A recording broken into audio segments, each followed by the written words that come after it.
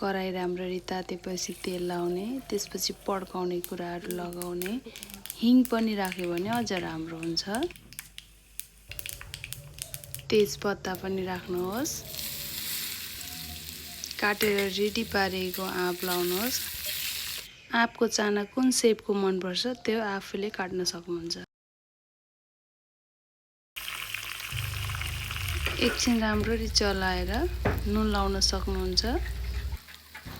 राम्ररी चलाएर एकछिन छोपिदिनुहोस्। एकछिन छोपेर पाक्न दिनुहोस्। आँप लतक्क भएर पाक्यो।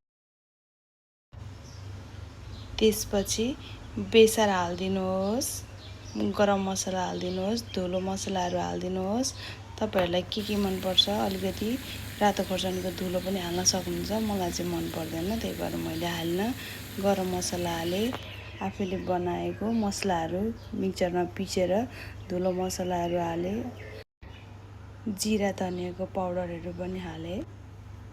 राम्ररी चलाएर खोर्सानी काटेर टुक्रा टुक्रा बनाएर हालेँ। मैले मिक्सरमा चाहिँ पिसिनँ, अलिक बढी पिरो हुन्छ भनेर।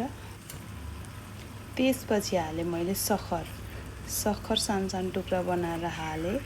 आफूलाई कतिको गुलियो मनपर्छ त्यो अनुसार। एकछिन राम्ररी चलाइदिएर छोपिदिएपछि खट्टा मिठा अब रेडी भयो है त। खट्टा मिठा रेडी भयो। Wow, so yummy. मलाई चाहिँ खट्टा मिठा मनपर्छ।